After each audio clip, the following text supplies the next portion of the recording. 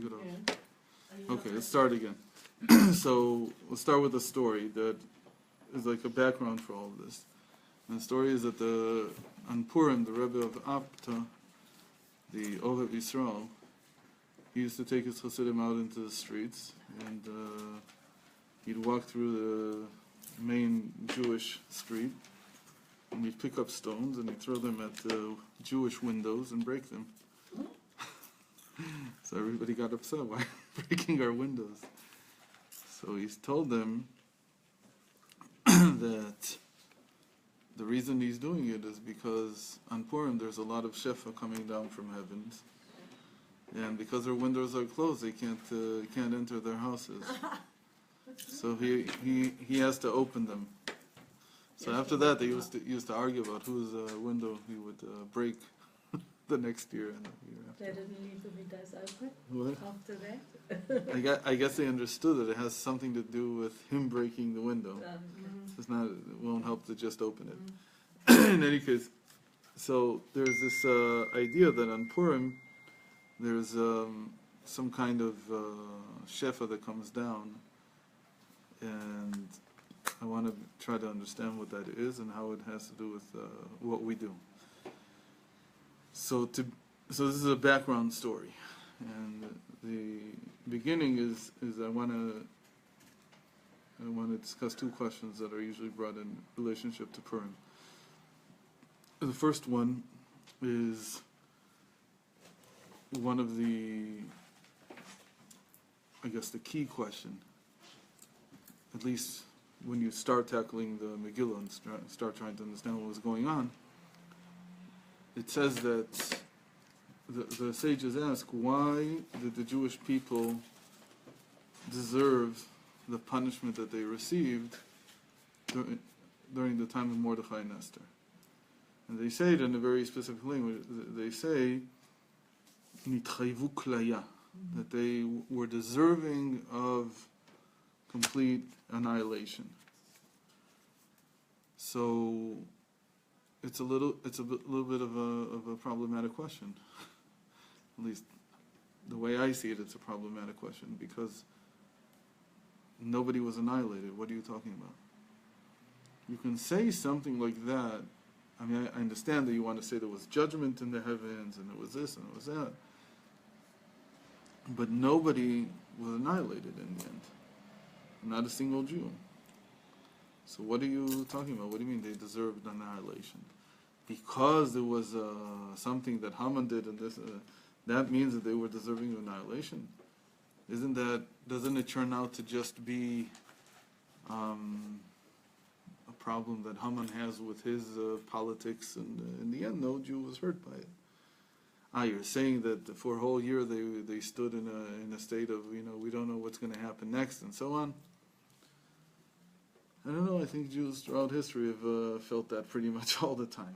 So how is this different? What do you see here that was so that raises such a question about what happened here? What did we do? They enjoyed the meal. So that's why they give all kinds of answers. And what I want to claim is that this is actually the very end of the fulfillment of the curses, or it's called the klalot, the negative things that Moshe Rabbeinu said would happen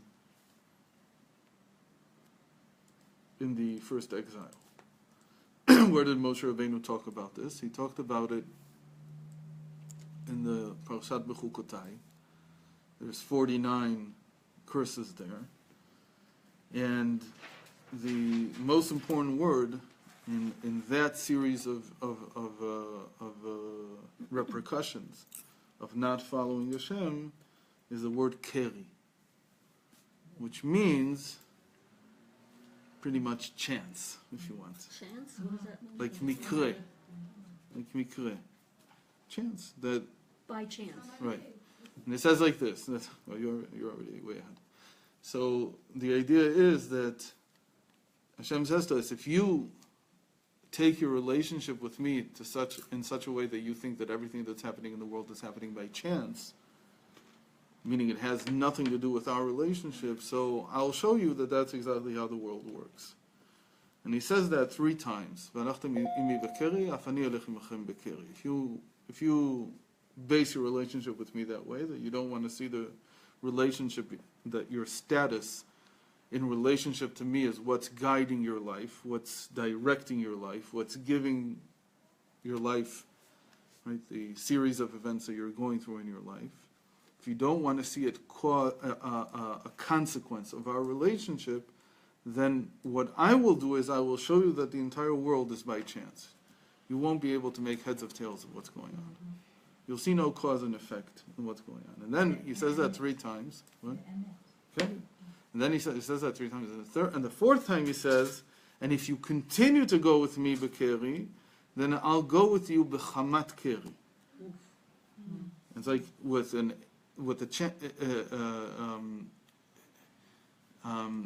chance that's with anger. It's like, and very important to note that this is all happening already when you're in exile. Meaning he says this, it'll be after I've already put you in exile, if you continue to go with me, meaning, what's the idea of the idea of the exile is that until now you haven't been willing to listen to the prophets, that you have to act differently. So you went out into exile, and you relate, or you say that the reason for the destruction of the temple wasn't your actions. It was just because, the political situation in the Middle East is very difficult. And you go out into exile and you keep saying that it has nothing to do with how we act, then I'll show you chamat keri. Like this, almost vengeful. Hashem says this. I'll show you like a vengeful chance. A world that has no rhyme or reason to it, in almost a vengeful way. Like you won't be able to Pasha, you won't be able to understand your life. You'll wake up in the morning saying, I hope I get to see the sunset, and when sun sets, you'll go to sleep saying, I hope I get to see the morning. And one of the other things which is very descriptive of what's going on in the Megillah is that you'll run away from the sound of a falling leaf. That even a falling leaf will send you scared. Send you running away. It's a very powerful description. Yes. Breslov, right? No. In the Baal Shem Tov, by the way, it's not by mistake that later we see that when the Rebbe Rayatz was walking with his father, the Rebbe Rashab, and they were discussing what divine providence means. So one of the examples that he gave him from the Baal Shem Tov was that even a leaf that falls on the ground is by divine providence, because at that moment it's covering up, it's giving shade to some ant or whatever that's walking on the ground. So it's very much connected to this whole image. That you will run away, meaning you won't understand the meaning. You won't get it, that you won't be able to see cause and effect in the world. What you'll feel is that everything is haphazard, everything is random. There's no connection. And it leaves you, it's a terrible, because imagine that you would imagine that we would lose our ability to understand the mechanics of physics this way, meaning that I wouldn't get the relationship between my moving my feet and getting from point A to point B. Aren't we pretty much like that because No, we're so low in consciousness? Right. It's like being like an amoeba. That even an amoeba has some. So what we're saying is that spiritually we're in a state of, because we severed the connection with God in the sense of not understanding the relationship, so he leaves us in a state where we so don't understand what's going on that it's like we're spiritually blind. And spiritually here means the events in your life, the circumstances, that you can't understand what is going on. And you don't see that things are leading from point A to point B. You don't get it. You're doing things and they don't work out. Okay, so that's a second introduction to this topic. And you might say that anybody who walks into therapy today is at least at some level suffering from something like this. We're all suffering from it. Okay? And that's why people go to Rebbes, because they hope that maybe they can give them some clarity on what they need to do next, and so on. But we're all like bats that have been blinded. We don't really know where we're flying. There's no sense of reason, there's no sense of clarity about how the world functions. Not mechanically. Mechanically we're pretty good. And we're actually even maybe dislocating our aptitude for understanding how things function from the spiritual to the mechanical. And so we've made cell phones, we've made all kinds of things which are very good, but they sort of leave us in this feeling that maybe, the spiritual world should also work this way, the psychological world should also work this way. But in the end, it's all very complex, and we don't seem to know where we're going and how to get there. Okay, that's the first introduction. The second introduction is that there's something hidden in the Megillah that I only saw this year, and I think it's a very important piece of information to add to this whole topic. What does it say? It says that how did Haman convince Achashverosh to kill the Jews? So we all think of the 10,000 kikar. 10,000 kikar is a good question what a kikar is, but if it's a quantity, it's some quantity, it's like 43 kilograms. If it's not a quantity like Rav Sadia Gaon says, so it's just like a certain bulk of silver. So 10,000 bulks of silver, whatever they weighed. But we don't remember sometimes that that's not what convinced Haman. That's not what convinced Achashverosh. Rather, the first statement that he said was, Yeshno am echad mefuzar umfurad ben kol hamim. There's this dispersed nation, v'datei hamelech enam osim, and they don't follow the edicts of the king. So suddenly you hit me this year. What in the world is he talking about? The king. Where, settle. That's already like interpretation to say that the king is God. But you're right. That's what's hiding inside. But Achashverosh, what was he saying? This one over Achashverosh, there's at least two edicts, because it says datei, it doesn't say data melech. It says the edicts of the king, they don't follow. So what are these two edicts? So the two edicts, I think, it's the first time I asked myself this question, so it came up pretty easily. The answer is, the first one was that after he killed Vashti, so there was an edict that said, Liot kol ish sorer bebeito, that every man should be dominant in his household, and he should be the one and that everybody is subservient to. So certainly Jews don't hold by that. It doesn't work for us. Why? Because always from Avram and Sarah, there's a much more, like the normal Jewish home is much more equal. There's no feeling like this one person is subservient to the other. The one spouse is subservient to the other. It's not the right word to use at all. Yeah, some people aren't convinced. So it's not the Jewish nature. Not everybody met like that, but I think you're right in what you're saying. But like in what I saw and what I heard when I'm growing up, everybody was talking about the men, the women, the men, the women. So it's not a natural Jewish sentiment. Yeah, okay. It could be that you're affected by things around you, but really, from Avram and Sarah, we know that she's greater than him in Nevuah. And Hashem tells him, Shema b'Korah. And about most of the things we listen to, certainly decide together what to do. Yeah. So this didn't work for them, and it was common knowledge, I guess, that the Jews don't do this. Especially not the way that he meant it, which was that nobody could ever say anything wrong against the mother could never say anything wrong. Okay, what's the second edict though? The second edict is much more interesting and much more important to understanding how the Megillah worked. I'll introduce it with a different question, which is, why was it that the moment that Esther revealed she was a Jew, suddenly Achashverosh flipped 180 degrees? He seems like an idiot.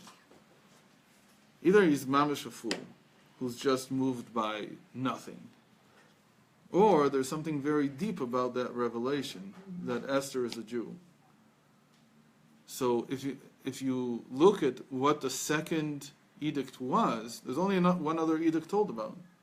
The second one was 4 years later, after the first one, and it was that all the beautiful virgin girls should come to Shushan and be looked upon by the king to see if he wants to marry them. Second time around. No, it was just once. The first There was an time, edict. 4 years later? Ken, After, said- after, no, no, no. You couldn't be consoled No. for 4 years. said everybody has a problem with the Megillah's timeline. But look at it. It really says that? Ken, Bishnat Sheva Lemalchuto, in the 7th year. So it was 4 years after Vashti was killed, which was the 3rd year of his reign. 4 years, he said. Maybe I'm wrong. Maybe I already don't remember, and it's a year after. In any case, it was after. But it's not the important point. The important point is that there was an edict. And guess who didn't send their girls? Mordechai. No, the Jews. Yeah, the Jews. There were no Jews in this beauty pageant. It's very clear that there were no Jews. That's what Haman said. Vedatea melech en amosim. They don't. You say to do something, they don't do it. But now when you understand that was the thing that convinced him, now you understand why suddenly when Esther says I'm a Jew, everything flips, because suddenly he realized, wait a minute, whoa. He How told did me she- right, how did that she- they don't follow my edicts. But look at this, the woman that I chose in the end, she's a Jew. So what do you mean they didn't send me Jews? Of course they sent me the most important one. They didn't need to send me all the others. They sent me the one that I wanted. And more importantly than that, look at how she treats me. Can you say that the Jews that the women there don't treat the husband, meaning Hashverosh in this case, like he's the master? Of course. Look at how she's with me. How did she end up there? What do you mean, how did she end up there? Mordecai made her go, right? Mordechai knew at some level that if we don't do something, we're going to be in a lot of trouble. So he said, even though everybody else didn't. So everybody else didn't. And from this, you also learn, like B'derech Hagav, something very important, that if there's something that you have to be Moser Nefesh on, because it was obviously this was Mesiras Nefesh. I mean, she knew that she might. And truth is that the Megillah, I think, I was told this a long time ago by one of my teachers, that the Megillah is named after her in the end because she's the one who ends up at the end with the bum deal. She's the one who's stuck with this goy for the rest of her life. And she can't lead a Jewish life anymore. It's like, she's the one who had to give up her entire life She was leading for it this. pretty much, wasn't Yeah, she? he did. After she told him he didn't let her do it anymore? No, why? Nothing changed for him. Didn't You the king wanted- die 3 years later? What? Didn't the king die 3 years later after all of Yeah, that? not long afterwards. Is that Right. okay? But she had But the she son. was stuck with him at the end of the Megillah. So now you have this flip in his mind, because suddenly he realizes, wait a minute, the Jews do exactly what well, I didn't finish the last thought, that when there's a sacrifice that needs to be made, you can't expect the lowest rungs of the nation to do them. It has to be done by the highest. Meaning Mordechai and Esther, they're the elite of the elite. They're the ones who have to do the Mesiras Nefesh. They're the ones who have to sacrifice themselves. In some cases, not always. Because there's- Always. It's like a Isn't statement. there a case where Moshe Rabbeinu says like he could have done something, but the response had to come from That's something else. Here I'm saying that when there's something that the nation has to do, like so the elite does it. It's not something that you can delegate down to the masses. No, on the contrary, they should be left clean and not have to. And it also makes sense, because who's the only one who could possibly survive in such a situation? Remaining Jewish, remaining connected, and remaining honest and But wasn't her son somebody special? So, She got. a lot of it good to things her. happened from it. Yeah. But it was all but from her, what she did was all sacrifice, from beginning to end. Okay, so why has this got to do with what we're talking about? Because here the Jewish people did two very important things, that they didn't follow the edicts that contradict the Torah, And what do they get in response? Is that they get Haman, who uses the fact that they didn't do what Achashverosh said to do as a reason to kill them. So what does that look to you like? That even Hashem, look, I tried to follow your rules, and look at what I get in response. It becomes worse even. There's even less rhyme and reason. So what are you doing? Why are you doing this to me? Okay, you understand the level of betrayal here. That we sacrificed, we did the right thing. We expected you to return in kind. But not only did you not return in kind, not only did it not get better, it got a lot worse. That was the reason for Haman being able to get Achashverosh to want to kill all the Jews. So what do we get out of this? Why do this? So that's called Chamat Keri. Chamat Keri, a vengeful chance. What's worse than not knowing what to do and getting confusion for it? It's thinking you know what to do and getting confusion for it. It's much more debilitating. If you think that you know what needs to be done and you do it, and then the results have nothing to do with what you did, in a lot of ways it's much more problematic for the psyche to cope. If I don't know what needs to be done, so sort of like if you want to ask a question, what's the scariest thing about becoming a Baal Tshuva? I think when I think about, every person can be a Baal Tshuva in his position wherever he is in life. So when I think, what if I do devote myself to things that I don't do right now, and then what happens when I don't receive the response that I want? So it'll be a blow. Somebody does tshuva, first of all, he loses it being Gets worse. First of all. And that's what That's everyone's what talking about. That's when you That decide it's doesn't not the know circumstances that make you Okay. happy. Okay. You're just Okay. happy with Hashem. Okay. So you're right 100%. This is meaning the circumstances seem to change for the worst.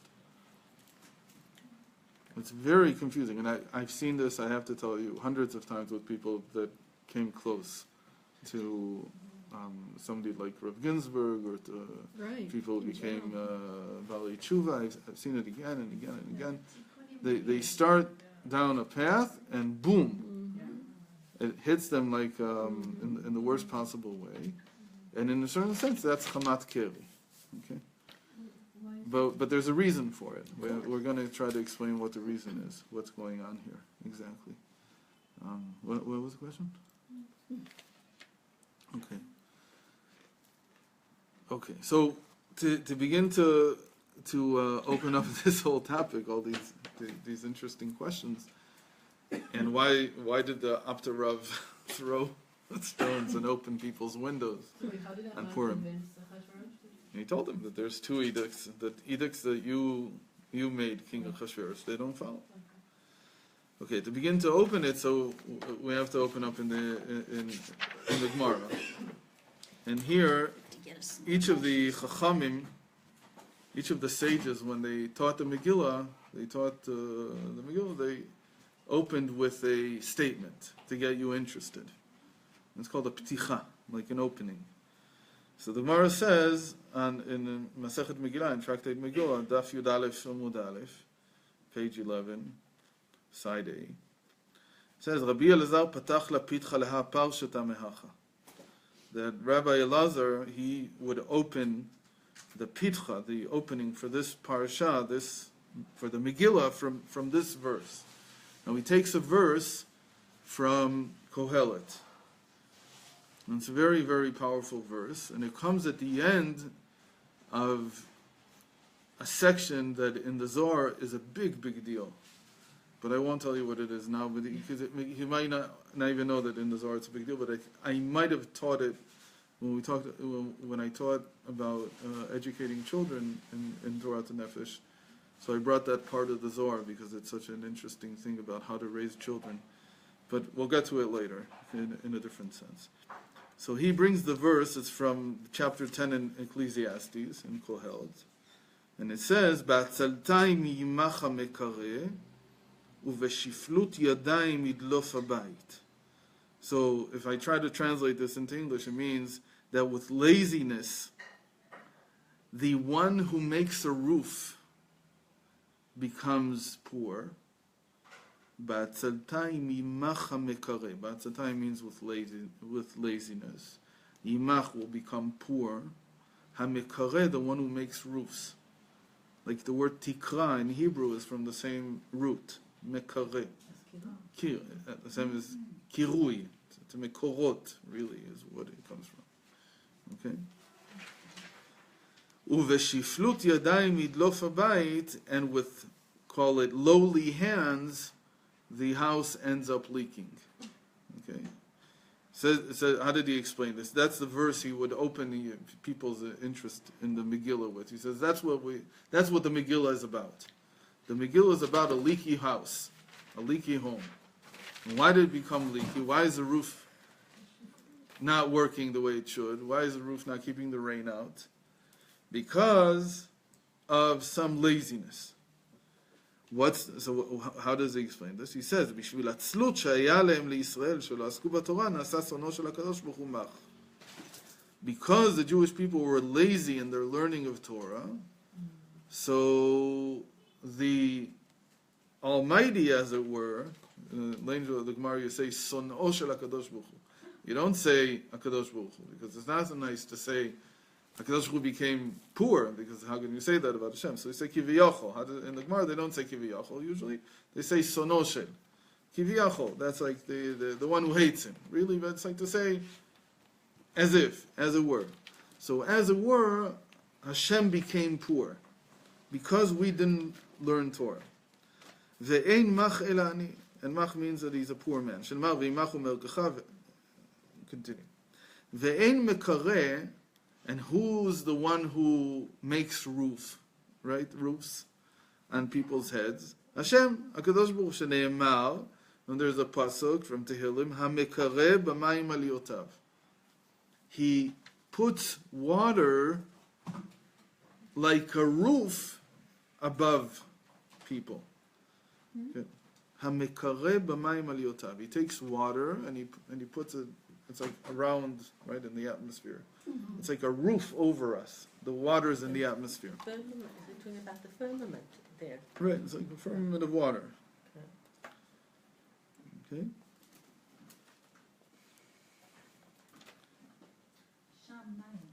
Right, shamayim. That's one of the pirushim of the word shamayim. That there is the water. So like we know today that there's, all the water vapor is up in the atmosphere, and it's like a roof over our heads.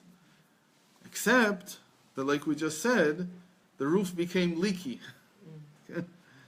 Or to say it another way, he's saying that the roof maker has become poor, and therefore, because the roof maker has become poor because we didn't learn Torah, so the whole roof leaks. There's something wrong about it. Okay? Yeah. Another explanation could be that the roof is made out of the Torah that we learn. And so in a certain sense, there's no roof above us. Okay? So now, to understand this opening, how did we explain the word circumstance? What was it a translation for? We said the circumstances of life. What I want you to see now is that the roof over your head is really the circumstances of life. The roof over every person's head are the circumstances of life. Because what do I mean by circumstance? Like the atmosphere, it surrounds me. It's around me. Circumstance. That's originally when we talked about circumstances, we said that's what we call the sibot, the reasons. But really, reasons are circumstances. Okay? You're supposed to learn from the circumstances. What are you supposed to learn? You're supposed to learn what Hashem is telling you, right? The circumstances of your life are Hashem guiding you. But when is that true? When the world makes some sense. When you can figure out how the next right? The next thing that you need to do is somehow hinted at in the circumstances. When you have some direction for understanding your circumstances. But if you don't, then the circumstances just seem random. So what I want to say here is that it's almost the same word. Grammatically, it's a little bit different, but when you hear it, it's almost the same word exactly. That mekareh, to make a roof over your head, is like the word mikre. It's like by chance. What is it? What I want to make a claim now is that there are two words in Hebrew that tell you whether the circumstances of your life make sense or don't make sense. The word where it doesn't make sense is when you call it tikra, when you call it comes from the word mikre. But there's another word that we use, which is a makif. Makif. Makif is also something that surrounds you. The difference being that a makif you can understand. You can. You can. When you're surrounded by makifim, when the circumstances make sense, they're called makifim. What is a makif? A makif, it says, it's simply another level of knowledge that you haven't arrived at yet, and that soon will be integrated into your understanding. A makif's purpose is to come and be integrated into our knowledge. It's just what's beyond. It's the next stage. It's the next stage of my development. But a mikre, or a mekareh here, like the rooftop builder, means that what's surrounding me is random. I can't make sense of it. So these are two types of circumstances in life. What's the difference? He says that if you don't pursue your relationship with Hashem in a certain way, understanding that everything that's happening to you in your life is a result of that relationship, and we'll see in a moment what I mean by that. But if you don't pursue your relationship that way as building your life, then your circumstances are all going to be random. We'll see why in a second. It's almost technical why this happens. It's not technical. I don't want to make it into like some kind of mechanics. But we'll see that it has a lot to do with how your psyche is aligned. On the other hand, if you pursue your relationship with Hashem in such a way that what you're doing should affect your circumstances become a kifim. They become the next level of what you need to integrate. Let me give an example of what I mean by makif. Just let me finish the whole thought. A makif would be, let's say you're building a company, and you make a business plan. This is what I want to do. And you say, and you divide it out by months. You say the first month we're going to do the second month, the third month, fourth month. As far as you're concerned, when you're in the first month, what's going to happen in the second, third, fourth, fifth, those are makifim. That's what I mean by a makif. It's something that you're not up to yet, but you understand that that's the next stage. You understand that you're going to have to come to that and solve the problems that go with that and keep moving. Those are makifim. But if what you're feeling, what you're experiencing is, okay, we'll just do it by the seat of the pants. Right? Whatever comes. I have no plan, no idea. That's a mikre. Those are circumstances that you sort of like say, well, I can't really make a plan anyway. Why? Because everything is so random. Who knows? So that's a feeling that people get, that I don't know what's coming next in my life. Now, people make plans about businesses, but they don't usually make plans. We don't. That's what it means to be in exile. We don't make plans about how we're going to develop, how our lives are going to develop spiritually, psychologically, in holiness, how these things are going to... Why? Because everything is so random. Who knows what the connection is? In fact, anytime you start doing something good, it seems that Hashem is going to you with Chamat Keri, and bang, everything becomes even more random, and you don't understand at all what's going on. So that's the punishment of the exile. So the Jewish people in Megillat Esther, they were exactly in this place, where they decided that we're going to follow what Hashem said. They're not going to do what Achashverosh said. They're going to do what Hashem said. They're going to be okay, and boom, out of nowhere, Haman comes, and he uses that very goodness that they do against them. And it becomes that, but what we have to understand is that the resolution of this state has to do with re-understanding what it means to build my relationship with God. To put it in new perspective, that's what Rabbi Elazar is trying to say here. Because they didn't learn Torah. So we'll try to explain that in a few minutes. Okay. I just want to say that if they rearrange the letters of Mikra or Mikra, they would get Rak Hashem. Rak Hashem. The same So, letters. we'll get to it in a moment. But if you already said it, so we'll say the remez, the allusion here in terms of numbers, is very clear. We once talked about this when we talked about sibot, about circumstances. So we said that in the Zohar it says that mikre equals Moshe. Right? That chance is equal to Moshe. They're both equal to 345. But And he says, what the Zohar is saying, it says it about Yetziat Mitzrayim, that there were people who saw the plagues as happening b'mikre, by chance, and there were people who understood that this is all Moshe doing it. And the interpretation is up to you. Hashem leaves it open to you. If you want, you can see it all as random events. If you don't want, meaning if you choose, otherwise you'll see it as Moshe Rabbeinu doing this. And we'll see in a moment what that means inside. What does it mean inside that Moshe does it? Okay? But more than that, just to finish this remez off, how do you finish the Chamat Keri? How do I know it's Chamat Keri? How do I know the whole Megillah was Chamat Keri? Because everything is leading up to the crescendo. What's the crescendo? Like the very end, the highest point where the music becomes the most intense, when Haman falls before Esther, and then Achashverosh walks back in, and he says, "Agam nichvosh tamakayim mi bebayit," אתה אומר, תלו על העץ. So Charvona comes and says, "וגם העץ אשר עשה, תלו עליו." Hang him on it. The moment that he says, hang him on it, says, Chamat HaMelech Shachacha. Chamat, the anger, that's the same word as Chamat Keri. So like, the Chamat HaMelech is the Chamat HaMelech above also. Hashem's Chema. So the Chamat Keri ended at that moment. And from that moment on, there was logic.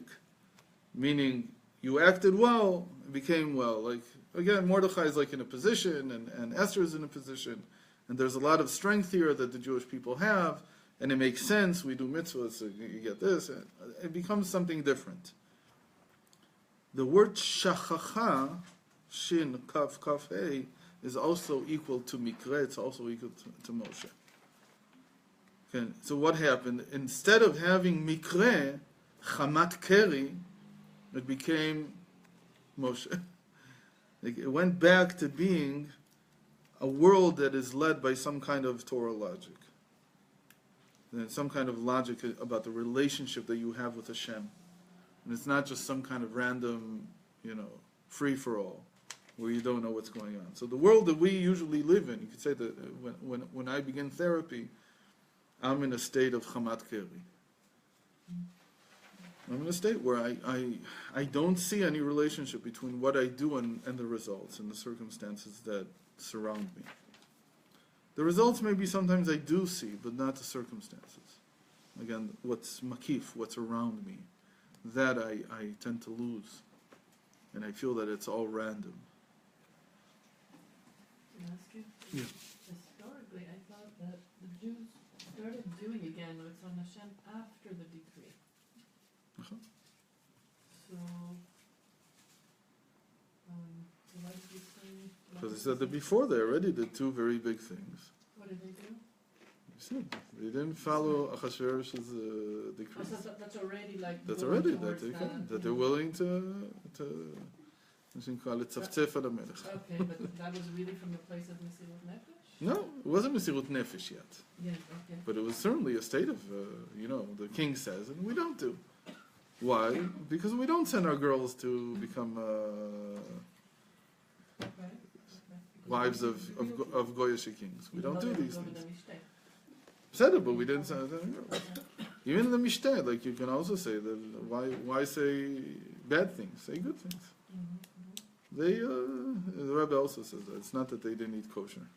No, but we know that. They did. Yeah, yeah. They ate kosher. Yirtzon ish v'ish. Okay. You could eat kosher there. Said, but you're still in the state of Chamat Keri. You don't know it. Says Rabbi Elazar, why were they in the state of Chamat Keri? That nothing made sense. Again, the whole Megillah, what does it want to say? Why is the Megillah called Esther? Because it says, Aster astir panai. What does panim mean? What is Hashem's panim? So we know from when Moshe Rabbeinu asked to see Hashem's face, Hashem said to him, I can't show you my face, I'll show you my backside. So the interpretation, Rashi says, is the usual interpretation in Chazal and the sages is that what Hashem can show me is after the fact He can explain things to me. That's the back. But the front is to understand what's going on as it's going on. No, not necessarily before, but even as it's going on. That I understand where He wants to go. I can see His face. So, Haster Astir Panai, it means that it's not just that you can't see the face, you don't even know that you're not seeing the face. That's the state of confusion that most people are in. That I don't know at all where I'm going. Not only do I not know where I'm going, I don't even know that I don't know where I'm going. Meaning I have this image that somehow I'm in control. Until suddenly it all falls apart, and then I see I wasn't in control at all. I have no control over my circumstances. It's such an important lesson. Okay. So how do you regain control of circumstances? To understand that, we have to understand what Rabbi Elazar is trying to say with this pasuk. That Be'atzaltai mimacha mekare. That when you're lazy from Torah, that's when your makifim, your surrounding lights, they become mikrim, they become accidental. In fact, before I thought that this class should be called the accidental holiday, because accidental also means by chance, but deeper still, when in Greek philosophy, which was very much adopted by Rav Saadia Gaon and Emunot V'Daot and by the Rambam, the concept of something being accidental means that it's not essential. Accidental doesn't necessarily mean just by chance, it just means that it's not important. It can change all the time. So it's not essential, it's not of the essence. So what we'll get to in the end is that Purim is really, in a certain sense, a holiday that teaches us how to recapture the essence, how to come out of the accident, out of a life where everything is again random. It seems the circumstances are random, and come to a life where things are much more understood. Again, what I want to understand all the time is Hashgacha Pratit. That's really what I'm looking at. I'm looking to understand Hashem's providence, God's providence. Because understanding the providence, that's what the Baal Shem Tov explains, is the second important ingredient of coming out of exile. Geulah is two things. It's on the one hand, seeking God. What do I mean by seeking God? Following what Hashem does, what Hashem tells me to do. That means to seek God. And secondly, and this is like a consequence of following God, is to understand His providence. Is to understand why my life is going the way it's going. And to see in everything the message that it contains. Baal Shem Tov was very big on this. Everything that happens to you is a message. But who says you can interpret it, right? We said, in the Klalot, Moshe Rabbeinu says, a leaf will fall, and you'll think that it's running after you. You're paranoid.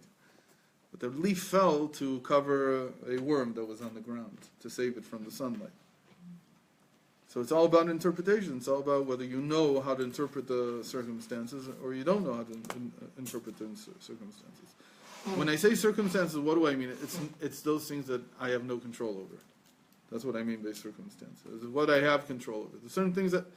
So now we're beginning to get into the answer. No, I have many things that I have control over. Right? What I do, what I don't do, and what I feel, what I say. I have control over these things. Okay, I have choice. So the route to coming to an understanding of the circumstances begins inside. There's some action that I have to take inside. Now, to begin to understand what this action is, so I want to go back to Rabbi Lazar here. And he says that because the Jewish people didn't learn Torah. What does he mean? What does he want to tell us? So,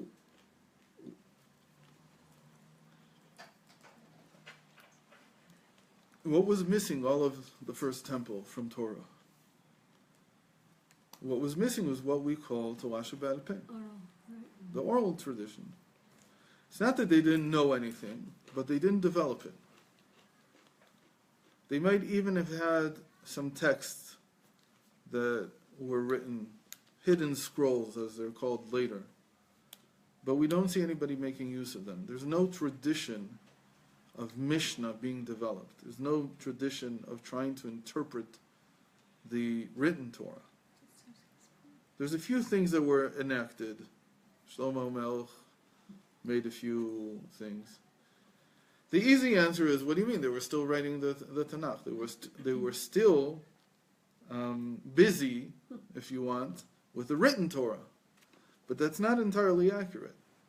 Because what's the big difference between written Torah and oral Torah? What's the big difference? We do. That the written Torah comes from above. Everything in the Tanakh, in one way or another, is divine inspiration.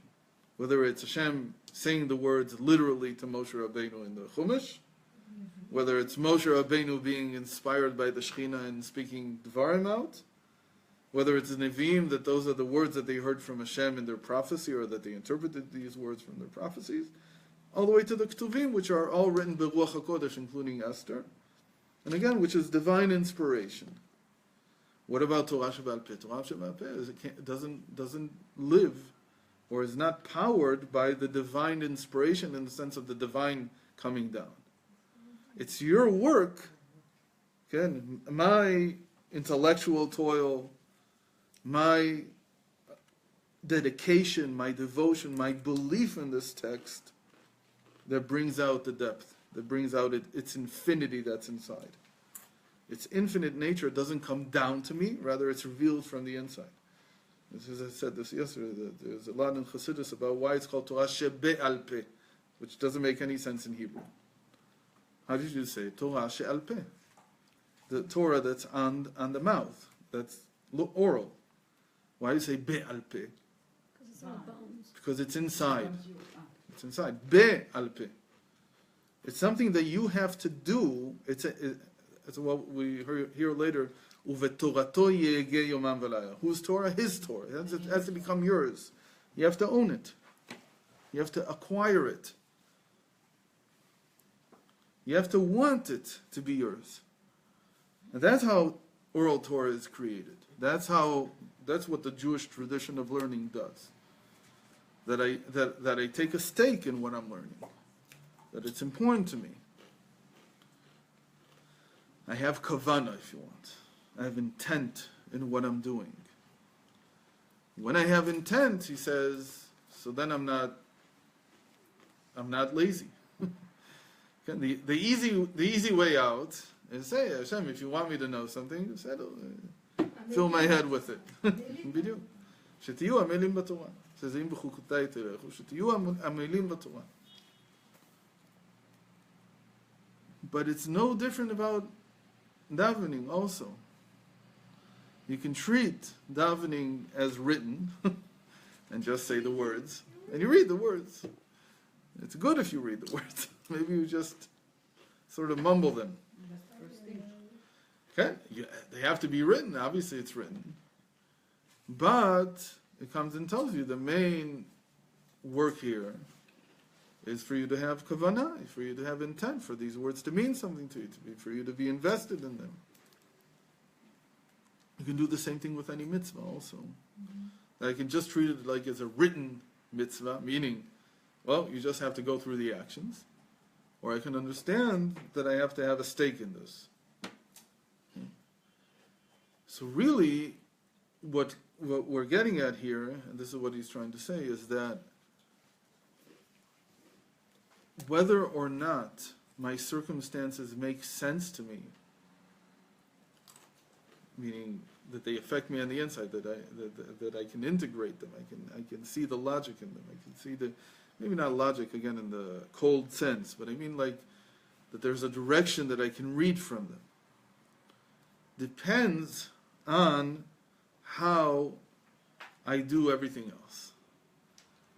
If I invest in the Torah, if I invest in my davening, if I invest in the mitzvahs that I do, if I put intent into them, it becomes a makif. My circumstances become a makif. It becomes the next stage that I'll now understand. But if I don't, if I just do them kilachal yad, or what we call mitzvat anashim melumada, again, by rote, without investing in them. So Hashem says, you did it. I can't tell you that you didn't do it. I can't tell you that you didn't learn the parsha or read the parsha. I can't tell you that you didn't pray. You did. But you weren't there. So it's not that what you're doing has no meaning. It has a lot of meaning. I make it into a roof. I make it into this roof, but it'll make no sense to you. All the more so if you're not even doing these things. That if you're just living randomly, one day you do this, one day you do that, you have no mitzvot, you have nothing that you need to do. You don't feel that you need to do anything, no relationship. She says, fine. Even the fact that a Jew breathes is important to Hashem. Even the fact that you drink and you ate, you performed the mitzvah. What was the mitzvah? That nishmartem od lenafshotechem, even though you didn't know that you were doing it, that you were keeping your health or whatever. So these are all important things. But since you have no intent whatsoever, you don't even mean it as a mitzvah, so the sky above you becomes even worse. It becomes even more random. Is this the same concept like with the flood? The Torah, it was good that we wanted the water, but since we didn't use it right, he just made it keep coming. There's a similar idea. It says in Rashi that when Hashem started the flood, it was 40 days and 40 nights of water were accumulated in the heavens. Which, by the way, is a very interesting intellectual challenge to try to figure out what natural event could possibly create such a situation. How could there be 40 days and 40 nights of water collected in the heavens? What's the problem? The problem is that you can't get that amount because it would begin to come down. No gravity up there? No, it's not because of gravity. It's just because the atmosphere can't contain it. It's way beyond what we call the saturation point of the atmosphere. It can't contain that amount. So what natural event could possibly lead to there being 40 days and 40 nights worth of water in the atmosphere? There is one. There's only one that we know so far. We won't get into it now, but it's a beautiful thing. It was only discovered 5 years ago by a very talented man who started learning physics at Tel Aviv University and decided after 2 years that they weren't teaching him anything he wanted to know. And he started thinking. And he started thinking and thinking. He just sat and thought. And he started writing articles. And about 5 years ago, he wrote an article about Noach, about how this could possibly be. What was this whole event naturally? What could possibly... So he has a whole theory of it. It's basically that Earth goes through a dust cloud. It's called a dust cloud. But there are different types of dust clouds. Dust clouds are made out of dust. There's clouds that are made out of water. So it's something like that. It was a tremendous amount. It can hold that So it wasn't literally in the atmosphere, but since the Earth is passing through it, it collects it. So there's enough water there for that amount of flooding. But it's actually outside of the atmosphere. It's actually outside initially, and it comes in. It saturates from the outside in. Wow. It's a very interesting thing, and he even went back and he tried to figure out where this cloud might be. It's very hard to pick it up because it's very thin. But he has an idea of it, where in the world it was, where in the galaxy it was, where we were at that time, and what it passed through. It's an interesting little anecdote. So there, the idea was that Rashi says that if they would have done tshuva, so these 40 days and 40 nights worth of water would have come down as rains. Yeah. That would have been good, meaning that the earth, that the atmosphere, according to his theory, the atmosphere wouldn't have collected all of it, collected only part of it, and what it would collect, it would bring down as blessed rains. So in any case, so there is a connection here. But again, the idea is that we create our circumstances.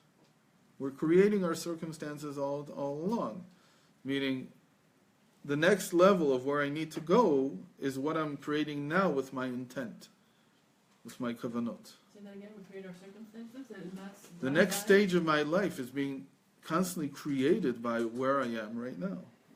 But that's something about the kavanah, like the kavanah that I put now. If I have kavanot in what I do, if I do things intentionally, okay, and if I do them with consciousness, so I'm creating a makif. I'm creating something that will be integrated at the next stage, something that I can understand, I can read off of, I can know where to go, and so on. But if I'm leading my life in an unintentional way, especially the way that I do Torah and mitzvot, so the result is a mikre instead of a makif. Mikre b'mayim aliyotav. Can someone take literally, like you're saying about the tika, can someone explain the galut? Like if our tika is all the time leaking, is it because we're lazy in our Torah? If your tzikah is leaking, you have to fix it. For sure, but like, it keeps on reoccurring kind of thing, and I'm like, we brought this one, but like, what's happening? When I'm hearing this, and I'm like, maybe it's saying something else, I don't know. Maybe. I don't know. With the actual literal... Isn't there a concept though that we like constantly revisiting root issues at the higher levels, perhaps? So maybe if you That's what she's saying, understand that maybe it's a recurring theme. yeah. But whether it's because of a lack of intent, I don't know. But if I was a Rebbe type, and I would be fond of looking for hints in the Gemara, so I would tell you, yes, it has something to do with learning Torah. Yeah. That's what it says here. That because you're lazy from learning Torah, so the roof leaks. That's what he says. Again, what does it mean for them? It meant for them that because they were lazy, the biggest avera, what turns out in the time of the exile, was that they didn't develop the Torah Sheba'al Peh. That's what comes out from here. But you said at the time of the Beit HaMikdash. Already, okay. There are the averot we know, or Gilui Arayot, Avodah Zarah, and Shfichut Damim. Didn't develop. Even and especially when they came out already into exile, and it's a time to do tshuva. So what was the main thing that they needed to do? Was to develop Torah Sheba'al Peh, and they didn't do it. But those two yeshivot, those In the end, where was Torah Sheba'al Peh developed? Exactly in the same place, in Bavel, where they were. It's just that, but it was long after. It took them another 150 years to begin. didn't go back to. No, so both did. Meaning, it became understood that wait a minute, we have to do something here. Okay. But again, remember the whole Megillah revolves around this idea of a pool, of a chance. Everything is by chance. Everything is happening there by chance. There's a whole feeling that the roof is leaky. That I can't count anything on my makif. I don't understand what it's doing. I don't understand what it's trying to tell me. I just don't get it. And everything that happens in the Megillah is v'nafochu.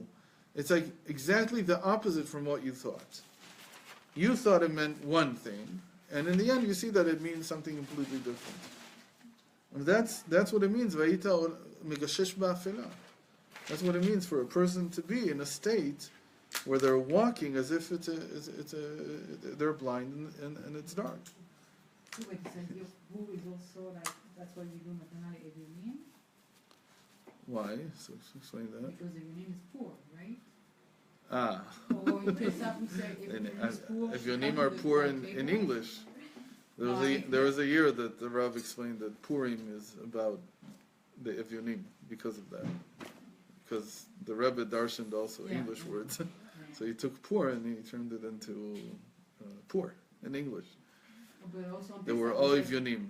We're all Evionim. And Right. Evion is somebody and Bodat. I don't know how to understand. Dat is Moshe Rabbeinu. We're getting what it means that I don't have Moshe Rabbeinu means that I don't have Dat. I don't have consciousness. I don't do things with intent. That's what it means to have consciousness. Because in Pesach also we say everybody who is poor should come to Okay? our table. Okay. And we start the whole process of Yetziat Mitzrayim. You could say that in Pesach we're giving birth to ourselves again. We're cleaning out the slate, and we eat lechem oni, because it says that the whole dat thing starts from the bread that's leavened, that rises. So in Pesach we don't eat it. It's like cleaning out the system and starting from a fresh consciousness altogether. And so we're all poor. We all eat lechem oni on these 7 days. It's like cleaning ourselves out from the past consciousness and starting over again. New consciousness. I thought the Purim, the lottery, is that we are not in control, but Hashem is in control. It's a lie. That we're not in control is, of course, true.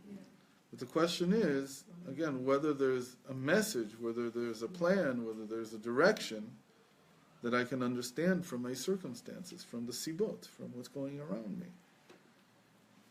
Again, the simplest examples that my pen runs out just as I'm about to write some check. So I say from that's a circumstance. I can't control the ink in my pen. So does this circumstance mean that I shouldn't write the check? I shouldn't buy the house? It's not the right thing. That's what it means to have dat. To have real dat is to be able to read what that really means. To be confused is to look at the circumstances in your life and not to know what to do. Another example. You have a child who's acting up. So what's the right response? That's a circumstance, because I can't control it. It's a different person. He has his own issues. What should be my response? Should my response be to yell and shout at him and threaten him, and if you don't stop right now? Or should my response be something else? And give it a more general example. And just say about this last example, I didn't finish it. That if I learn psychology well, so I have other options. Okay? If I learn Torah well, I have other options. If I don't, then the only thing I can do is, I don't know, threaten him and try to calm him down in some way. But I can't really work with him. But the same is true of everything that's going on in the world today. So now we've talked a lot about gender issues. No, we haven't talked a lot about them, but we've mentioned them a lot. Is this what should be my response? Is this just again, well, anit nafshi tzalti, I have to, get inside the house, close the windows, close the doors, lock everything up. I don't want to hear about it. Or is something happening here? The women's role, women's roles are changing. So what does that mean? So again, when people, all they do is, even if all they have is nigla, it's a very scary thought, but if all you have is nigla, you also don't know how to interpret these things. You have to have the Arizal. Without the Arizal, who gives you real dat, he's the Raya Mehemna, he's the Moshe Rabbeinu of our generations, then you have no idea how to deal with these things. All you can do is, it's either forbidden, so stop. That's like shouting at your son and telling him stop. Or you ignore it and you hope that it passes. It's another option. Teenager. Or if you have neither of these, you don't have Torah at all, so you say, well, whatever happens, happens. It's all circumstances. There's no meaning behind it. It's just everything's good, whatever, or everything's bad, depending on how you look at it. I read an article about somebody claimed that YU, for instance, Yeshiva University, and what they call Orthodoxy in America, has reached the final stretch. That it's over. It's now a long downhill. What are you talking about? So I'll explain. So what was he saying? He's saying that it all started from the fact that their new president they took from somebody who lives here in Eretz Yisrael. Why is that? Why does that mean anything? So the article claimed, I don't understand, I don't know much about how to check this article, but I believe that there would have been a lot of comments underneath that said your facts are all wrong. But he claimed two things. He said one that Orthodoxy, even though Orthodoxy in America wasn't very successful in getting a lot of Jews to move to Eretz Yisrael, but it has been advocating it all the time.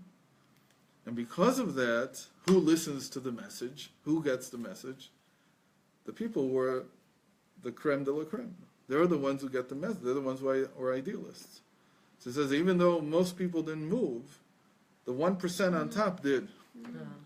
And the moment they move, so he noted a lot of names. So Liechtenstein, also.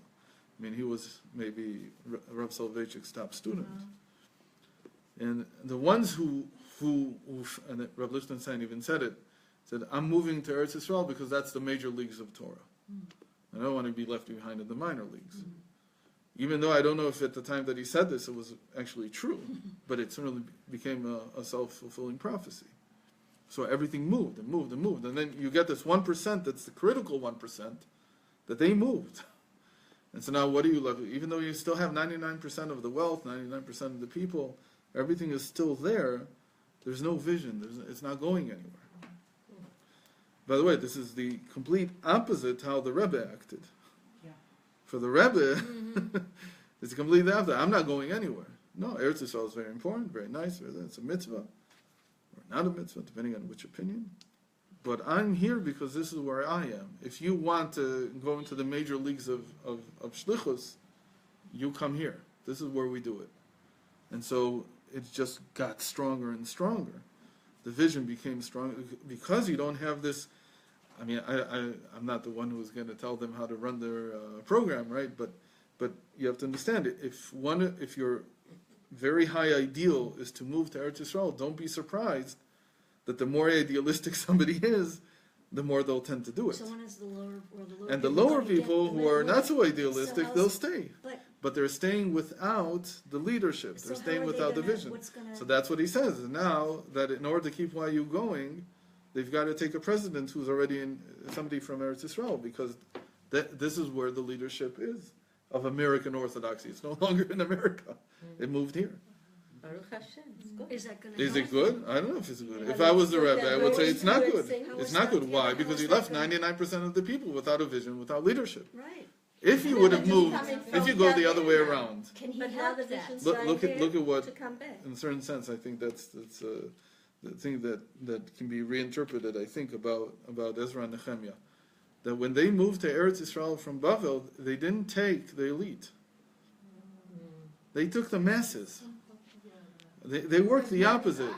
They worked the opposite. They said, if we go, if the elite goes, what are the masses going to do? So first you move the masses, then you move the elite. Yeah, but we So you've can't- gotta that's find a not different- happening now. You couldn't make the masses. I don't know. move That now. maybe you don't need to move. I don't know. Again, I'm not getting into the discussion. I'm just saying what the results are. That if you move the leadership and you leave the masses without leadership, so eventually you're Well, dooming there them. must be some theory that is. No, there's no theory. It's just what happens. No. So- There's so got to I mean- be something that's going to make them come. No. What is that? What do you No, mean will make them come? It's the leaders What- who's what- supposed to make what, them come. Again, the No one leaders are else no can do it. no longer there. Just like the Rebbe did. But if this person from Israel, who is now becoming the leader of America, if his vision Not is leader to of bring- America, just why of you. American yeah. If his vision is to teach in such a way, he's Israeli, he understands what the land is, for them to come here, and maybe this is his role. That- He said, maybe and you he'll be create able a to, new but it's awareness already where- which your other but leaders it's They too. will not But listen to him because but- the it's leaders different. didn't It's something successfully do. said, He's American, so Okay. maybe they will listen. But again, what's he going to say? Don't come to Israel? No. The only way he can stop it He must is say he says, come. don't come. No, he must say, Oh, come. and then, If he can move everybody tomorrow, I don't know how. Said also, he What might have a what about solution. leaders What about coming Hamas? up? I mean, their vision is not to come to No, Israel, but It's not included in it. not in Okay. It was In never Chabad, part of it. It's only with Moshiach. Shlichus. It's They're everywhere here. in the world. Yeah.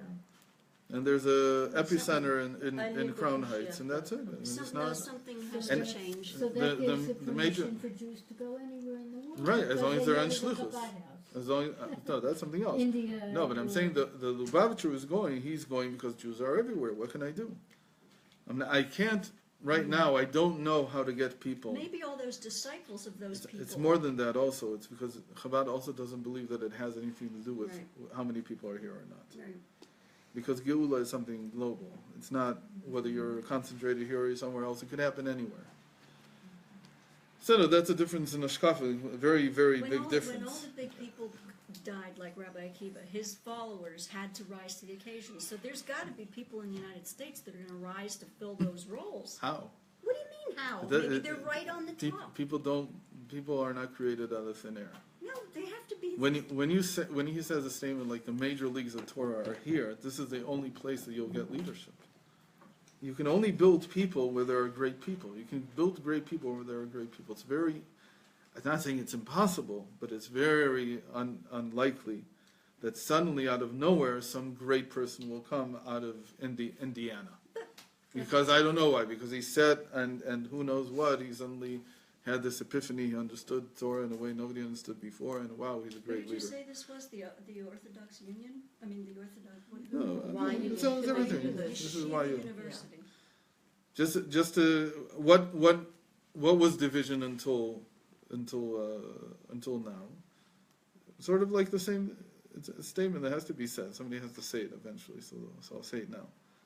But when there's a great person who passes away, we know from the Tanakh that at most their influence continues for 40 years. Most of the time, just for 20 years. That's from all Sefer Shoftim. It's always like that. The Shofet would die, and after he passed away, so his influence, his presence, was still felt for 20 years, and because of that, the Philistines didn't do anything for 20 years. Or in the cases, very rare cases of great people, it lasted for 40 years.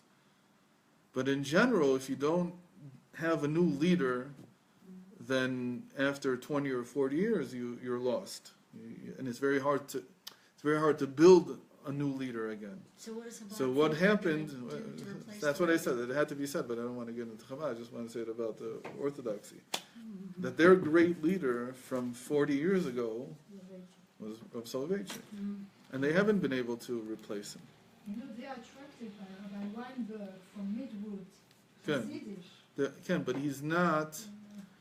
But by the way, that's what I think will happen. That the only way that they can build something new now is they have to get somebody like him. The thing that they're missing, the thing that all of Pnimius Torah they don't have. What they need is a figure like Rav Ginsburg. They'll never take him. I don't think he'll go. But that's the type of person that they need. Somebody whose greatness is in the Pnimius of the Torah. What's the opinion? Why? Because The inner right man. now, Right. all they're doing is they're sort of like reacting to what's going on, and they have no proactive direction. They have no clue what needs to be done. There's all kinds of reactions, like the reaction now that the OU brought out to women's changing roles and what they wrote, which everybody was like, "That's all you can do." That's all you can tell us. No. Like you have no vision. You have no. I'm saying in general. So And this was because the president of who became somebody here? I don't know his name. But No, they what took organization? president of Yeshiva. the new president of Yeshiva Yeshiva. University. Okay. Anyway, why did we get into this? We got into this because Woman's role. this has to do with how do you interpret what's going on in the world? How do you interpret the circumstances? Hashem is doing things in the world. What do you do with it? Is Haman a good thing? Is it a bad thing? Turns out Haman's a great thing. We didn't know. We thought it was only Torah. Oh, we're all going to be annihilated. So in the end, it wasn't about annihilation. It was about something else. It was about renewing the commitment. Kimu v'kiblu. Kimu ma shekvar kiblu. That they renewed their commitment to Torah. And by the way, the meaning of that renewed commitment, I think, is very clear.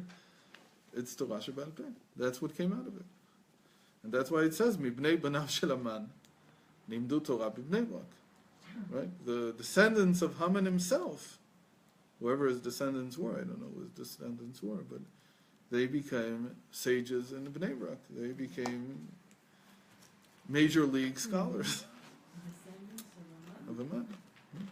There's a question about whether an Amaleki can convert or not. But the usual verdict is that he can. The Rambam says he can. Oh, to his daughters? There's all his sons? Maybe his daughters. Who said there was his only sons? Maybe he had more sons. He had 10 there. Maybe he had 10.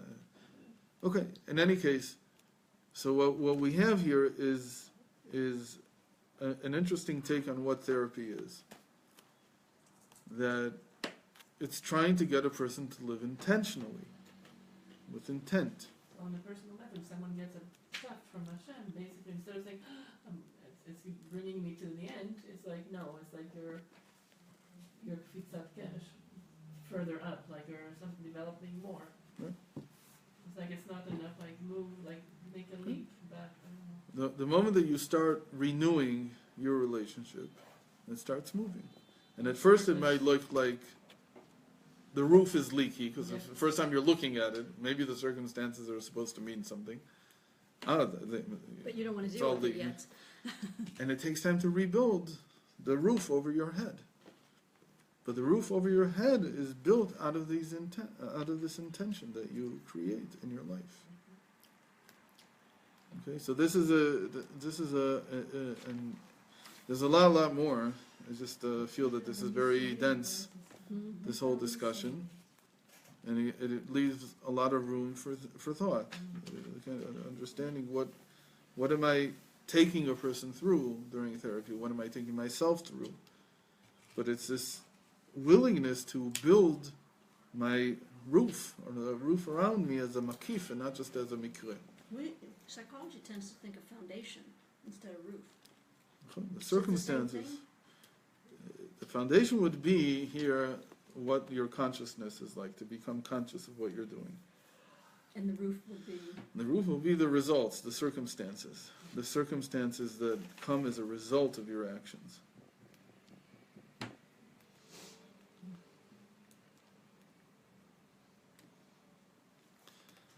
So, yeah. Is it possible for a person to have an intention that's coming from, like, the nefesh behemut? Yeah, of course. Like that? Okay. I think that's what, when we talked about business plans, I think that's exactly what it is. You write the plan so that you have intent in what you're doing. It doesn't mean that you're not that you're projecting 100% correctly. It might be that you're wrong. This stage will take 2 months instead of 1. In the end, I'll have to do it a little bit differently because of this and that, or a lot differently because of this and that. But by having a plan, I keep my head straight. I keep my goals, focused on my goals. So those lower elements don't, like, have a chance? Right. To fall apart, they could fall apart. They could fall out of focus, and everything else. And then I'm creating, in a certain sense, the circumstances that I would like. Even people talk this way. It's not so much whether you can control the circumstances of your business as much as you can keep focused on your goals. A lot of coaching works that way today.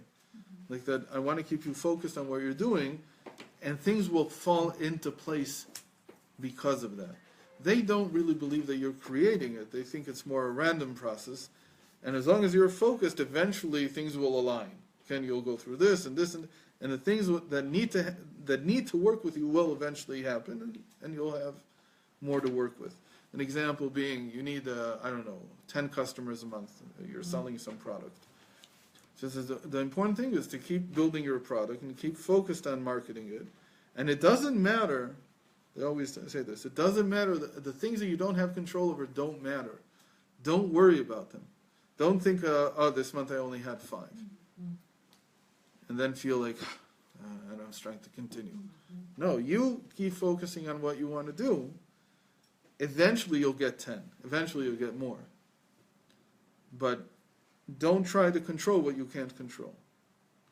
So they use the same technique. They're saying focus on what you can control, which is your intent. And then the circumstances will come.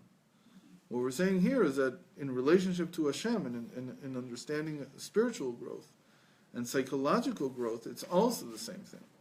Meaning, a person has a problem with his children.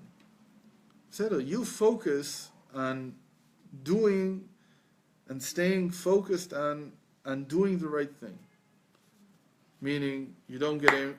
We'll decide. Let's decide at the beginning what the right way to handle these things is. And at first, you go through a week or 2 weeks or 3 weeks or 4 weeks and no change. No change in your children. They stay the same way.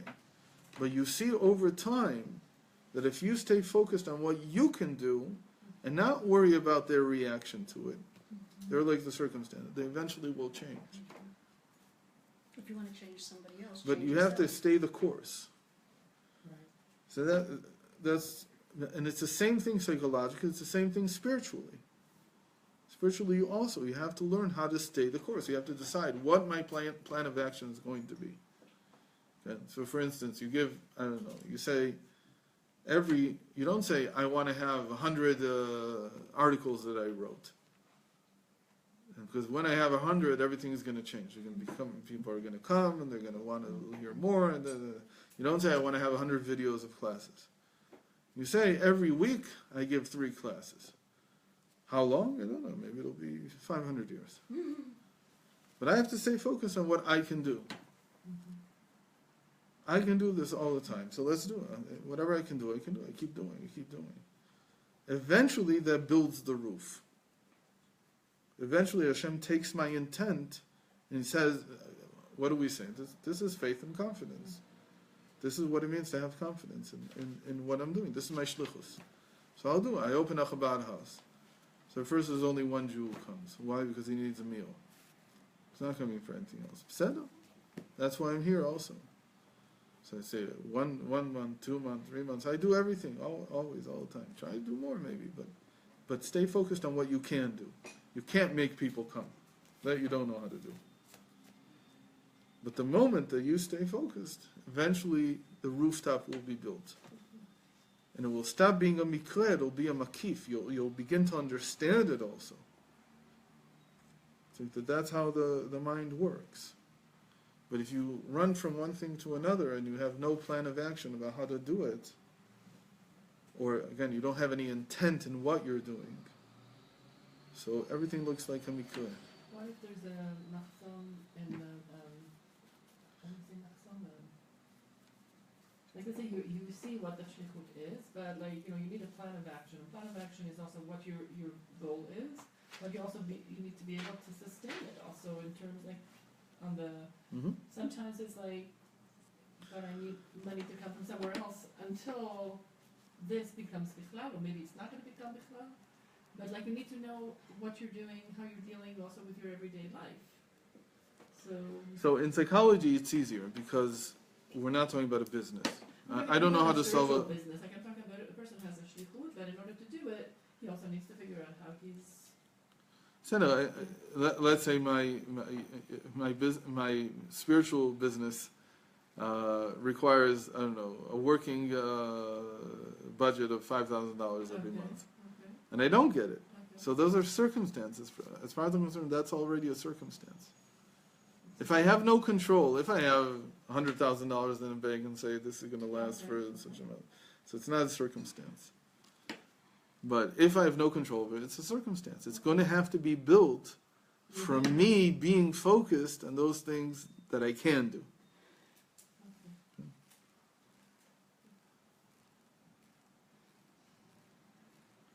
And also changing the plan. Like, so for example, if you're saying like, if I want to do 10 articles a month, if my circumstances show me that I can only do 2, I continue with that. Okay. But It's one of the things that the Frierdiker Rebbe was very famous for, that even though his circumstances became worse and worse as he grew older, he continued doing everything he could. Yeah. And it led to the fruits in the end. It's the same thing we talked about nearing death.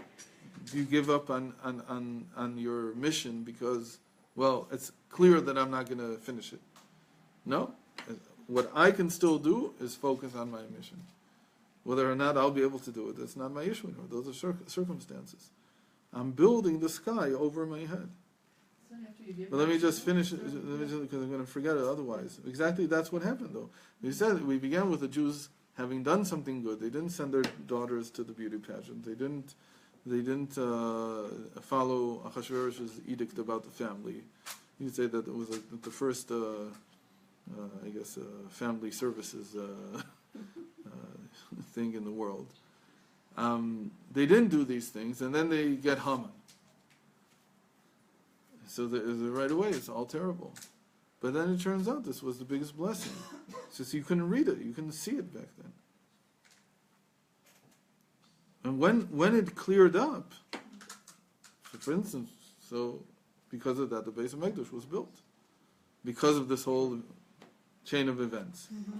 So Hashem is constantly taking, because you had good intent already, so Hashem is building, but don't be surprised that in the beginning it looks to you random, because you still can't read what's going on. Being able to read it is a process that happens. It comes from focusing and staying determined and on track and not moving.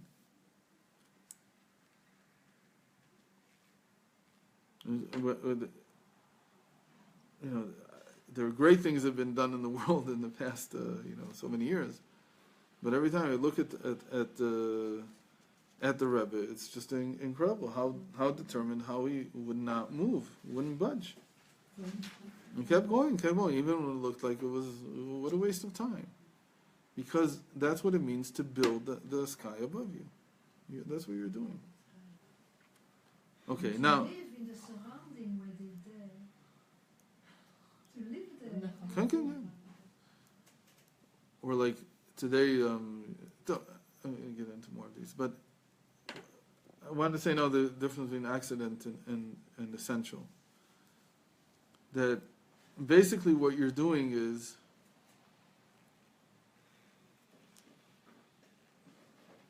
you're differentiating between what is essential and what is accidental.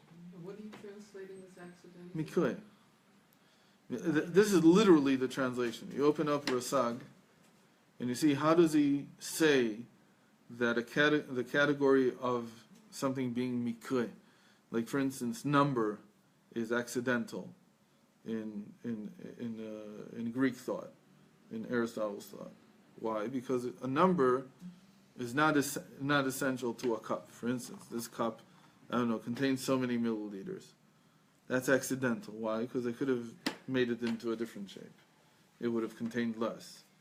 A car is traveling at 50 miles an hour. That's accidental. Why? Because it could travel at 10 also.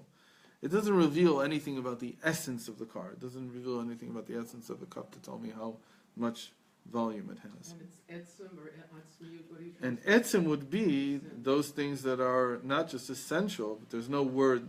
In Greek there is a word, I don't remember what it is, which means etzem. And that's the first category. Then there's two categories that are essential. They're what, for us, are chokhmah and bina. The first one is ketel, that's the etzem, and then there's chokhmah and bina. We might get it. We might do this some other time. All the 10 categories and how they relate to the sfirot. But they're called ma'amarim. It's a little confusing because we have the 10 ma'amarim of ma'amarot of Bereshit. But that's what that's what the Tibunim translated it as. So they call the categories ma'amarim. So ma'amara ichut, ma'amara kamut, ma'amara etzim, which was the first one. Ma'amara makom, ma'amara zman. These are all categories that fit every object. What we're talking about here is those things that in my life are like the accidental, those things that are not essential to me, and seeing that they are. Meaning, again, that the circumstances, I tend to look at them and say they could be anyway. They could be otherwise. They could be like this. They could be like that. They're circumstances. I have no control over them. And to say suddenly that, no, wait a minute, that's the first place that you begin to discover your essence. Over circumstances that I have no, That I feel that I don't have any control over. They're the first place that I begin to uncover my essential connection with Hashem.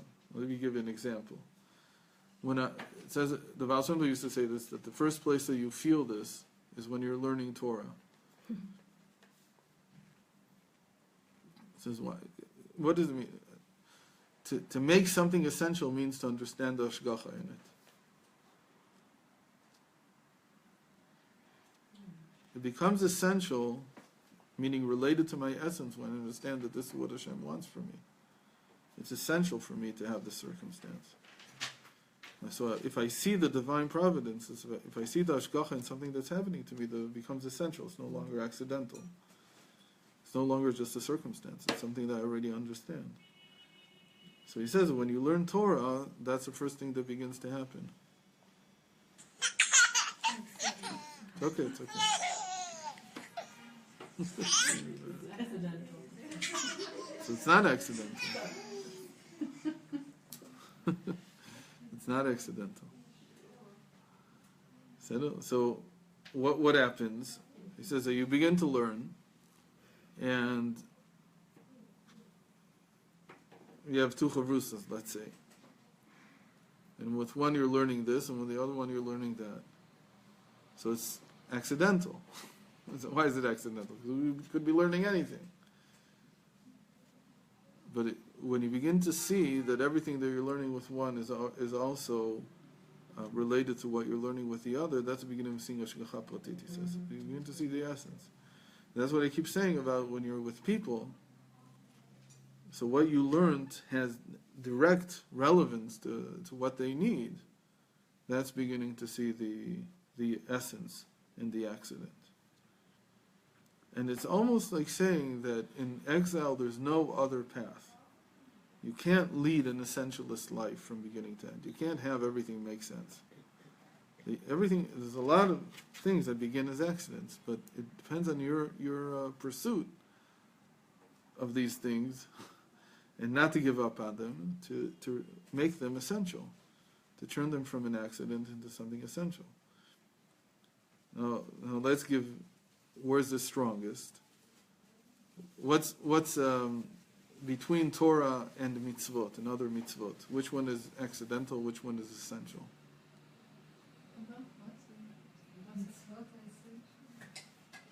Oh, so I say the Torah is essential. Because Torah touches my essence. But the mitzvot, what do I care if the tefillin, if I wrap it 7 times or 10 times? What does Hashem care if we shacht from here or we shacht from there? Well, it's accidental. It's like another way the Chazal say that this is all like, could be any other way. What does Hashem care? So what is it about the mitzvot? About the mitzvot, you also the same thing. You have to go through the same process of turning the accidental into essential. How does the accidental become essential?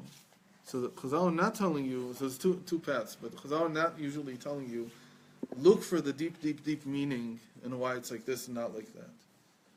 Rather, usually the way that it's described in Chazal is because a person pursued mitzvot, things fell into place in his life. He decided that, like here, in the Megillah, they pursued this mitzvah, which was that we won't give up our daughters, or whatever it is, and all these things. Whereas somebody who doesn't have commandments would have, whatever. Why not? Go be a beauty queen, and you'll make a lot of money, you'll be rich and famous. It tells you, understand that the fact that you follow mitzvot, this itself is going to build your life. This itself is going to take you to an essential place. So it's not the mitzvah itself in and of itself. It's the fact that you're pursuing it and you're dedicated to it and you follow it. So that changes your essence. That changes how you go through life. Again, you don't become a better person necessarily, but this diverts you from things you shouldn't do, and it leads you towards things that you should do.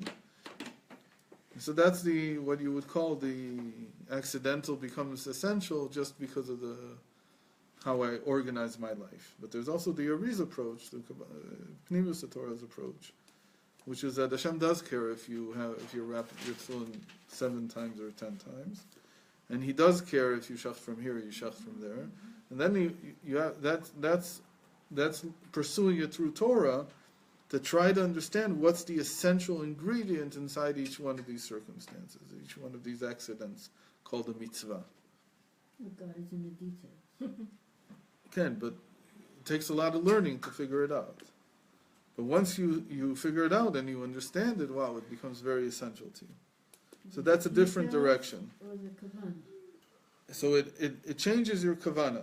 With the first approach that I said, it's just guiding your life. It's making you be in certain places at certain times, and not in other places and other times. And those things guide you. So it's not necessarily how much you understand, how much intent you have. But with the second approach, which is learning Pnimus Torah, so there it has a lot to do with changing your intent while you're doing things, because now you understand it differently. Why am I saying this? Because basically, to turn accident into essence means that you have to take your accidents really seriously. Yeah, you have to. In Hebrew, there's a saying, "Mashkia b'shtuyot shelo." Have you ever heard this? There's a person who really invests. He takes his nonsense very seriously.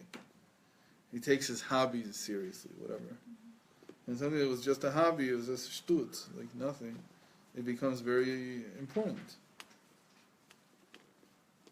What's an example of this? Yeah, what you're saying. Hmm? What does that mean? If let's say I'm very serious about X, what can I get from it? So I take it seriously. It means I turn it into something that's essential. It's not just accidental. I'll explain what I mean in a second. You could look at relationships between people and say, well, to brothers, let's say they don't get along. So they say, you hear this statement a lot. Why did I have to be born into the same family with you? Like, I hate being with you. I don't want you. So what are they saying? It's accidental. It could have been any other way, and I'm stuck with you. So that you're saying that. But what I'm saying is that if you want to turn it into something essential, you have to invest in this accident. You have to take it seriously. You have to change your perspective. Same thing with marriage also. Then you can't be respected. You begin to respect it. If this is, you're right, it could have theoretically been any other way, but that's only because I can't understand the significance yet. But if I focus on it for long enough, if I invest in it, if I take the trouble to develop it, so then over time I'll see why this was very important. The same thing with marriage. The person could think that if you don't have a very, very good marriage, you could just think that, well, it's just a way of Hashem keeping me off the streets, let's say. I don't have to be, I have to come home on time and lead a normal life. So that's like taking as just completely accidental. It could have been any other mitzvah. It could have sent me to Mars. I'd be in a spaceship. I wouldn't be able to go anywhere. The same thing. But if you understand it fully, then you begin to invest in the accident, so it becomes essential. And slowly over time, you see that why you could not have become the person that you are without this. But you have to invest in it. Same thing, and this is another thing that hit me during Purim, why the Rebbe called it Mivtzaim. The campaigns, the Rebbe's campaigns, he called them Mivtzaim.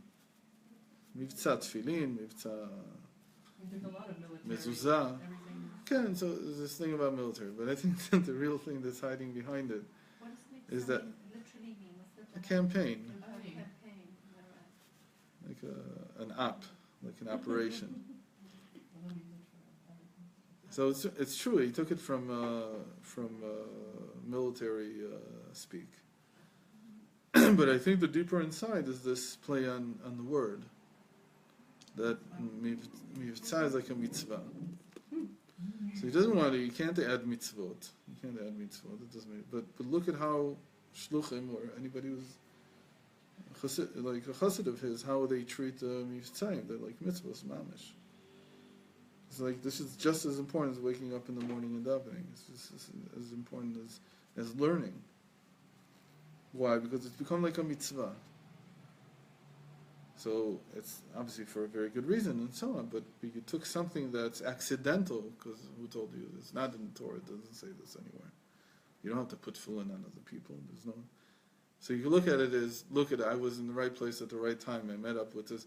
Almost all shulchan will tell you these stories. Like I didn't build my Chabad house except for because of the fact that I met somebody on the street because I was doing Mifsat Fidim. So that's completely accidental. But you could also treat it, meaning the essence was discovered, but it remained accidental. But you could also treat it that it's not that simple. It's that there's something in these acts, even if they don't lead to what you call this success because I met somebody or whatever. And something in this act itself that's doing something for you. So the Rebbe once explained this. He said, for instance, if you put tefillin on somebody who's never put tefillin on before, you get something that you can't get any other way. What is this thing? So he said that when a person first does a mitzvah because it's a mitzvah and he's never done this mitzvah before, it's called Giluya Yechida. The highest part of the soul is revealed. For them, it's easy because they've never done anything like this before. So on that, but you get a taste of it. And what happens is that because you're the one who did it with him, you also get a tremendous boost in where you are. So it has nothing to do whether he's going to build your Chabad house or not. It's even just the fact that I was zocheh to help a Jew put on film the first time, or whatever it is, and bang. Like, it's not the same as, you say that for me to reveal the Yechidah in myself is almost impossible. Because I would have to have such tremendous Mesiras Nefesh on something that I can't. It's very difficult for me. What is it that you call but it? I You get can't get what? vicariously, I get it from him. I can't reveal my Yechidah, the highest part of my The soul. Yechidah is the highest. You could do also do a mitzvah for the first time in your life. Said if you can Is it find the something like that, but after a while it's very hard to find something like Yeah. that. So he says the only way you get it is vicariously through the other person. No, And when you just get- come to Israel or something there. Okay, the first few days, no question. It's Gilui Yechidah. You're walking on clouds, and whenever you move, you might say that. But it only lasts a very short time. So what do you get? How do you get something? How do you get something in the doldrum existence of day to day? You go out and you put tefillin on people, or something else. Doesn't matter. You fix their mitzvahs up. Can I get? Said. So maybe we'll continue developing it because it's just the beginning of this whole topic. So I think for today we'll end because I think it's very it's very constant. It's very heavy. You don't There want was to. a lot of practical stuff in that, so Yeah. thank you very much. Sorry, that's like the